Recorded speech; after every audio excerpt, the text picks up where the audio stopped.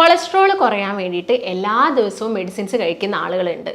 അതുപോലെ തന്നെ അവരെന്ത് ചെയ്യും? അവർക്ക് ഇഷ്ടപ്പെട്ട എല്ലാ ഭക്ഷണവും കഴിക്കും. അതായത് ഡീപ്പ് ഫ്രൈ ഐറ്റംസും അമിതമായിട്ട് കൊഴുപ്പ് വരുന്നതും എല്ലാം അവർ കഴിക്കും. അങ്ങനെ ചെയ്യുകയാണെങ്കിൽ നിങ്ങൾക്ക് പെട്ടെന്ന് തന്നെ മെഡിസിൻസ് കുറച്ചുകൊണ്ട് വരാൻ സാധിക്കുമോ? ഇങ്ങനെ നിങ്ങൾ എല്ലാ ദിവസവും മെഡിസിൻസ് കഴിക്കുകയാണെങ്കിൽ നമ്മുടെ ബോഡിയിൽ ഒരുപാട് സൈഡ് എഫക്ട്സും വരുന്നുണ്ട്. ഇപ്പോൾ കൊളസ്ട്രോൾ എന്ന് കേൾക്കുന്ന സമയത്ത് നമുക്ക് എല്ലാവർക്കും ഭയം തന്നെയാണ്. കാരണം നമുക്കറിയാം സ്ട്രോക്ക് വരും, അറ്റാക്ക് വരും, ഇങ്ങനെയുള്ള പ്രശ്നങ്ങളൊക്കെ നമ്മൾ കേട്ടിട്ടുണ്ട്. പക്ഷേ നമ്മുടെ ശരീരത്തിൽ ഒരു പരിധിയിൽ കുറഞ്ഞാൽ നമ്മുടെ ശരീരത്തിൽ വേറെ പ്രശ്നങ്ങളും ഇത് ഉണ്ടാക്കുന്നുണ്ട്. അതായത് കൊളസ്ട്രോൾ ഇപ്പം വല്ലാതെ കുറഞ്ഞു പോയാൽ നമ്മുടെ ബോഡിയിൽ പ്രോപ്പറായിട്ടുള്ളൊരു പ്രോട്ടീൻ സിന്തസിസും അല്ലെങ്കിൽ വിറ്റാമിൻ ഡിൻ്റെ കൺവേർഷനും അല്ലെങ്കിൽ ഹോർമോൺസ് ഉണ്ടാക്കാനും എല്ലാത്തിനും കൊളസ്ട്രോൾ വേണം. ഇത് കുറഞ്ഞു പോയാൽ ഈ പറഞ്ഞ ഫങ്ഷൻസ് ഒന്നും നമ്മുടെ ബോഡിയിൽ നടക്കുന്നില്ല. അപ്പോൾ നമ്മൾ എപ്പോഴും ഈ കൊളസ്ട്രോൾ ഒരു നോർമൽ ലെവലിൽ കൊണ്ടുപോകാൻ വേണ്ടിയിട്ട് നോക്കണം. അതായത് അല്ലെങ്കിൽ നിങ്ങളിപ്പോൾ ഒന്നും കഴിക്കുന്നില്ല, പട്ടിണി കിടക്കുകയാണ് കൊളസ്ട്രോൾ കുറയാൻ വേണ്ടിയിട്ട്, ഇങ്ങനെ ചെയ്താലും നമ്മുടെ ബോഡി തന്നെ എന്ത് ചെയ്യും? ഈ ഒരു കൊഴുപ്പിനെ ഉൽപ്പാദിപ്പിക്കും. കാരണം കൊഴുപ്പുണ്ടെങ്കിൽ ഞാൻ നേരത്തെ പറഞ്ഞ പോലെയുള്ള ഫങ്ഷൻസും കാര്യങ്ങളൊക്കെ നമ്മുടെ ശരീരത്തിൽ നടക്കുള്ളൂ. അപ്പം കൊളസ്ട്രോൾ എന്ന് പറയുന്നത് എപ്പോഴും അപകടകാരിയായിട്ടുള്ള ഒരാളല്ല, നമ്മുടെ ബോഡിക്ക് വേണ്ടതുമായിട്ടുള്ളൊരു കാര്യമാണ് കൊളസ്ട്രോൾ എന്ന് പറയുന്നത്. ഇപ്പോൾ കൊളസ്ട്രോളിൽ തന്നെ പല ഘടകങ്ങളും ഉണ്ട്. LDL ഉണ്ട്, HDL ഉണ്ട്, ട്രൈഗ്ലിസറൈഡ്സ് ഉണ്ട്, ഇതെല്ലാം നമ്മൾ കേട്ടിട്ടുണ്ട്. അപ്പോൾ LDL എന്ന് പറയുന്നത് എന്താണ്? ചീത്ത കൊളസ്ട്രോളാണ്. HDL എന്ന് പറയുന്നത് നല്ല കൊളസ്ട്രോളാണ്. അപ്പം എങ്ങനെയാണ് നമ്മുടെ ബോഡിയിൽ HDL കൊളസ്ട്രോൾ കൂട്ടേണ്ടത്? ഈ മാർഗ്ഗങ്ങളാണ് നമ്മൾ കൂടുതലായിട്ട് നോക്കേണ്ടത്. ഭക്ഷണത്തിലൂടെ നമ്മൾ ഇതെങ്ങനെ കൊണ്ടുവരാം, അതുപോലെ തന്നെ എക്സസൈസും കാര്യങ്ങളൊക്കെ ചെയ്താൽ നമുക്ക് വളരെ ഈസി ആയിട്ട് എങ്ങനെ ഈ ഒരു LDL കൊളസ്ട്രോളിനെ കുറച്ചുകൊണ്ട് വരാം എന്നതിനെ കുറിച്ചിട്ടാണ് ഇന്നത്തെ വീഡിയോ. ഞാൻ ഡോക്ടർ ഭാഗ്യ, Q&B ഹെൽത്ത് കെയറിലെ ആയുർവേദ ഡോക്ടറാണ്.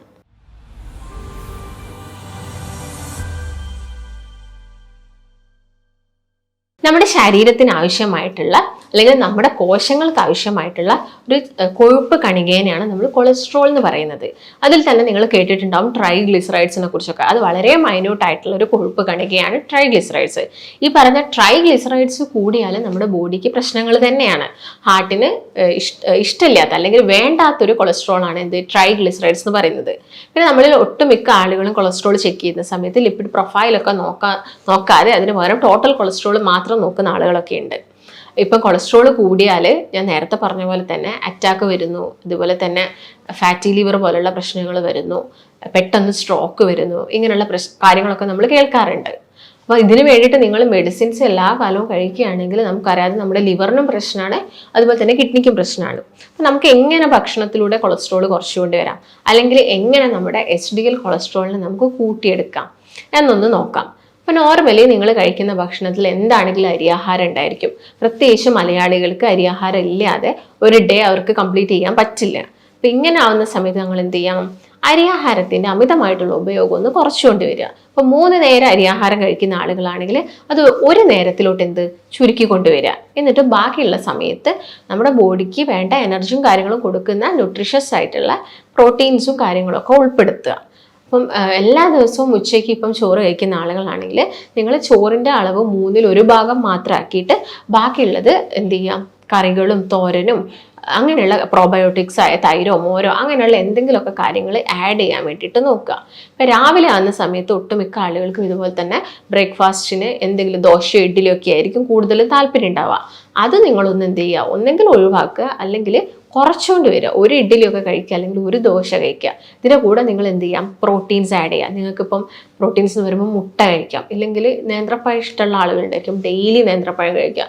യാതൊരു പ്രശ്നവുമില്ല, നമ്മുടെ ബോഡിക്ക് എനർജി കിട്ടുകയും ചെയ്യും, കൊഴുപ്പ് അടിഞ്ഞു കൂടത്തുമില്ല. അതും നിങ്ങൾ എന്ത് ചെയ്യുക? രാവിലെ നിങ്ങളെ ഡയറ്റിൽ ഇൻക്ലൂഡ് ചെയ്യാൻ വേണ്ടിയിട്ട് നോക്കുക.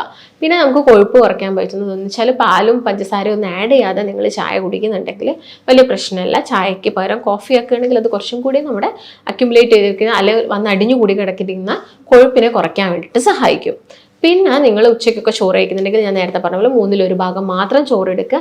ബാക്കിയുള്ളതെന്ന് പറയുന്നത് തോരനൊക്കെ ആണെങ്കിലും ഡീപ്പായിട്ട്, അതായത് ഇപ്പം എണ്ണയിൽ ഒരുപാട് സമയം വേവിച്ച് തോരൻ ഉണ്ടാക്കാതെ അത് കുറച്ച് വെള്ളത്തിലൊക്കെയാണ് വേവിക്കുന്നതെങ്കിൽ കുറച്ചും കൂടി നമ്മുടെ ശരീരത്തിന് നല്ലതായിരിക്കും. പിന്നെ നല്ല കൊളസ്ട്രോൾ കൂട്ടേണ്ട ഭക്ഷണങ്ങൾ നിങ്ങൾ അല്ലാതെ തന്നെ ആഡ് ചെയ്യണം. നല്ല കൊളസ്ട്രോൾ കൂട്ടാൻ നമുക്ക് omega-3 ഫാറ്റി ആസിഡ്സ് ഉള്ള ചെറു മത്സ്യങ്ങൾ കഴിക്കാം. അതുപോലെ തന്നെ നട്ട്സുകളാണെങ്കിലും നിങ്ങൾക്ക് ബദാമൊക്കെ നന്നായിട്ട് കഴിക്കാം. കാഷ്യൂയുടെ ഉപയോഗം കുറച്ച് കുറയ്ക്കുക. കാഷ്യൂ കൂടുതലായിട്ട് എടുക്കുന്ന സമയത്ത് ചിലപ്പോൾ ട്രൈഗ്ലിസറൈഡ്സ് ഒക്കെ കൂടാനുള്ള ചാൻസസ് ഉണ്ട്. അപ്പോൾ നിങ്ങൾ ബദാം നന്നായിട്ട് എടുക്കുക. വാൾനട്ട് കഴിക്കുന്ന ആളുകളാണെങ്കിൽ അത് എടുക്കുക. ഇല്ലെങ്കിൽ നിലക്കടല, എല്ലാ ദിവസവും നിലക്കടല കഴിക്കാൻ വേണ്ടിയിട്ട് നോക്കുക. പിന്നെ വെർജിൻ കോക്കനട്ട് ഓയിലാണ് നമ്മൾ യൂസ് ചെയ്യുന്നതെങ്കിൽ അത് നിങ്ങൾ യൂസ് ചെയ്യുക. അത് നിങ്ങൾ ഓവറായിട്ട് ഹീറ്റ് ചെയ്യുന്നൊരു ശീലം ഉണ്ടെങ്കിൽ, ചില ആളുകൾ കുറേ സമയം നമ്മൾ വെളിച്ചെണ്ണ ഒഴിച്ച് അത് ഹീറ്റ് ചെയ്ത് അതിലോട്ട് ഫിഷ് ഇട്ടിട്ട് നന്നായിട്ട് ഡീപ്പ് ഫ്രൈ ചെയ്തിട്ട് നല്ലോണം കരിയിച്ച് കറുപ്പിച്ചിട്ടൊക്കെയാണ് പൊരിച്ചെടുക്കുന്നത്. അങ്ങനെയുള്ള ശീലമൊക്കെ കുറയ്ക്കുക. അതിന് പകരം എന്ത് ചെയ്യുക, ജസ്റ്റ് ഒന്ന് അത് ഗ്രില്ല് ചെയ്യുക. ഇപ്പോൾ ഫിഷൊക്കെ ഗ്രില്ല് ചെയ്യുന്ന സമയത്ത് കുറച്ചും കൂടി ഹെൽത്തിയാണ്. അല്ലെങ്കിൽ ചിക്കൻ ആണെങ്കിലും നിങ്ങൾ ഗ്രില്ല് ചെയ്ത് കഴിക്കുന്ന സമയത്ത് കുറച്ചും കൂടി ഹെൽത്തിയാണ്. ഡീപ്പ് ഫ്രൈ നിങ്ങൾ മാക്സിമം ഒഴിവാക്കുക. അല്ലെങ്കിൽ ജസ്റ്റ് ഒന്ന് ഷാലോ ഫ്രൈ ചെയ്തെടുത്തിട്ട് കഴിക്കുന്നത് കുറച്ചും കൂടി നല്ലത്.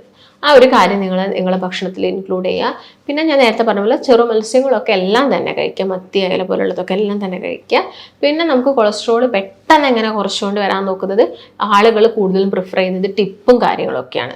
അതിന് നമുക്ക് കഴിക്കാൻ വരുന്ന ടിപ്പ് എന്ന് പറയുന്നത് സീഡുകളാണ്. സീഡുകൾ നിങ്ങളിപ്പോൾ പംകിൻ സീഡ്സ് അല്ലെങ്കിൽ ഫ്ലാക്സ് സീഡ്സ്, ഇതൊക്കെ പെട്ടെന്ന് കൊളസ്ട്രോൾ കുറയ്ക്കാൻ വേണ്ടിയിട്ട് സഹായിക്കും. അത് ഒരിക്കലും നിങ്ങൾ ഡയറ്റ് എടുക്കാതെ അല്ലാതെ എക്സസൈസ് ഒന്നും ചെയ്യുന്നില്ല എന്നിട്ട് ഈ ഒരു സീഡ്സ് മാത്രം കഴിച്ചുകൊണ്ടിരുന്നാൽ വലിയ പ്രയോജനമൊന്നുമില്ല. നിങ്ങൾ നന്നായിട്ട് ഡയറ്റ് എടുത്ത് എക്സസൈസ് ചെയ്യുന്നുണ്ടെങ്കിൽ നിങ്ങൾ ഈ സീഡും കാര്യങ്ങളൊക്കെ കഴിക്കുകയാണെങ്കിൽ നമുക്ക് HDL കൊളസ്ട്രോൾ കൂട്ടാനും സാധിക്കും. ഈ ചീത്ത അടിഞ്ഞുകൂടുന്ന കൊളസ്ട്രോളിനെ നമുക്ക് കുറച്ചുകൊണ്ട് വരാനും വേണ്ടിയിട്ട് സാധിക്കും. പിന്നെ ഒട്ടുമിക്ക ആളുകൾക്കും വേറെ എന്തെങ്കിലും ബുദ്ധിമുട്ടൊക്കെ വരുന്ന സമയത്തായിരിക്കും നിങ്ങൾ കൊളസ്ട്രോളൊക്കെ നോക്കുന്നുണ്ടാകുക.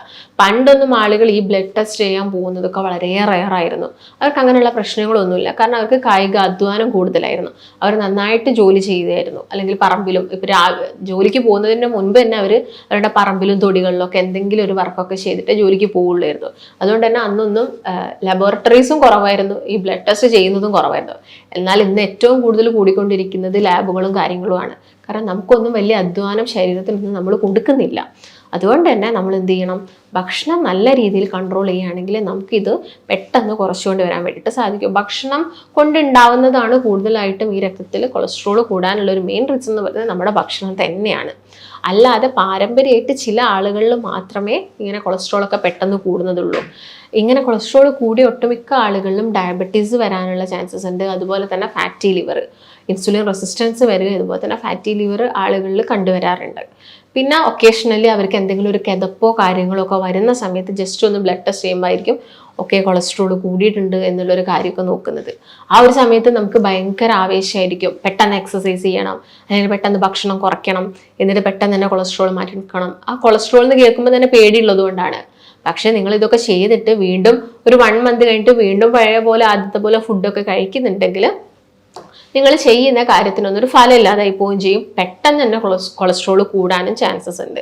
അപ്പം നിങ്ങൾ ഓൾറെഡി ഇത് കുറഞ്ഞ് വന്നു കഴിഞ്ഞാൽ പിന്നെ എല്ലാം ഒരു കൺട്രോളിൽ, ഒരു നോർമൽ ഡയറ്റിൽ, ബാലൻസ്ഡ് ആയിട്ടുള്ള ഡയറ്റിൽ നമുക്ക് വേണ്ട കാര്യങ്ങളൊക്കെ കഴിച്ചുകൊണ്ട് തന്നെ എന്ത് ചെയ്യണം, ഒരു ലൈഫ് മുന്നോട്ട് പോകണം. അതുപോലെ തന്നെ കൊളസ്ട്രോൾ കൂട്ടുന്ന കുറച്ച് കാര്യങ്ങൾ നമുക്ക് എല്ലാവർക്കും അറിയാം. കോമൺ ആയിട്ട് നമ്മളെല്ലാവരും പറയുന്നത് ഒന്ന് റെഡ് മീറ്റാണ്. അമിതമായിട്ടുള്ള റെഡ് മീറ്റിൻ്റെ ഉപയോഗം കൊളസ്ട്രോൾ കൂട്ടും. പിന്നെ ഈ വനസ്പതി അല്ലെങ്കിൽ ഡാൽഡ പോലുള്ള ഓയിൽസ് കാര്യങ്ങളൊക്കെ, ഇതും കൊളസ്ട്രോൾ പെട്ടെന്ന് കൂട്ടും. അല്ലെങ്കിൽ സൺഫ്ലവർ ഓയിൽ കൂടുതലായിട്ട് ഒഴിച്ച് ഫുഡ് ഉണ്ടാക്കുന്ന സമയത്ത് കൊളസ്ട്രോൾ കൂടുതലായിട്ട് കൂടാറുണ്ട്. അതുപോലെ തന്നെ നിങ്ങൾ മധുരം കൂടുതലായിട്ട് കഴിക്കുന്ന ആളുകളാണെങ്കിൽ വരുന്നുണ്ട്. പിന്നെ കൂടുതലും ഈ ഫാസ്റ്റ് ഫുഡ് കഴിക്കുക, മൈദ, പൊറോട്ട, മൈദ അടങ്ങിയിട്ടുള്ള ഭക്ഷണങ്ങളൊക്കെ കൂടുതലായിട്ട് വരുന്ന സമയത്ത് കൊഴുപ്പും കാര്യങ്ങളൊക്കെ വരിക. ശരീരത്തിന് വലിയ അധ്വാനം ഒന്നും കൊടുക്കുന്നില്ലെങ്കിൽ പെട്ടെന്ന് കൊളസ്ട്രോൾ കൂടാനുള്ള ചാൻസസ് ഉണ്ട്. അപ്പം നിങ്ങൾ മാക്സിമം എന്ത് ചെയ്യുക, നിങ്ങൾ ഭക്ഷണം കഴിച്ചു പോയെങ്കിൽ തന്നെ ആ ഒരു ദിവസം നന്നായിട്ട് വർക്കൗട്ടും കാര്യങ്ങളൊക്കെ ചെയ്യാം. അപ്പോൾ വർക്കൗട്ട് ചെയ്യുന്ന സമയത്ത് നിങ്ങൾ എല്ലാവർക്കും ചിലപ്പോൾ ജിമ്മിലൊന്നും പോകാൻ പറ്റിയെന്ന് വരില്ല.